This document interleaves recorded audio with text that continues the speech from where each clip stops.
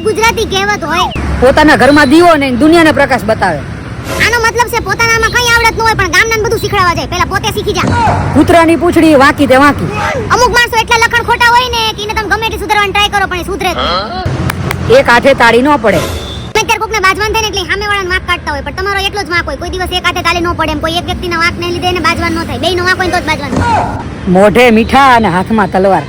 અમુક માણસો એવા હોય ધડ દઈને પથરો જ મૂકે. અમુક માણસો એવા હોય બહારથી હારું હારું બોલે અને પછી અંદર છે ને એમને કેટલું ઝેર ભરેલું હોય. આવું નહીં હારું. એના કરતા મોઢે હે ને ખરાબ કહી દેવું કોકને હારું અંદરથી ખરાબ બોલવું. આ બધા હે ને શાસ્ત્રમાં જાત શત્રુ કીધા. ગામમાં હાથી ને શહેરમાં ઉંદર. આનો મતલબ છે કે બહાર હે ને મોટી મોટી હવા મારતા પણ ઘરમાં હે ને પાટિયાનું ન હાલતું. રાજાને ગમે એ રાણી ભલે પછી એ હોય કાણી. આ તો એવરગ્રીન કહેવત છે. જે માણસને જે ગમતું હોય ને એને બીજા માણસ 10 વાર ના પાડે ને તો ઈ જ વસ્તુ લે, ઈ જ વસ્તુ પસંદ કરે. આને કહેવાય રાજાને ગમે એ રાણી. કેમ કે બધાની એને માનસિક પરિસ્થિતિ અલગ અલગ હોય. અમુકને હાવ ન ગમતું હોય ને અમુક વ્યક્તિને બહુ ગમતું.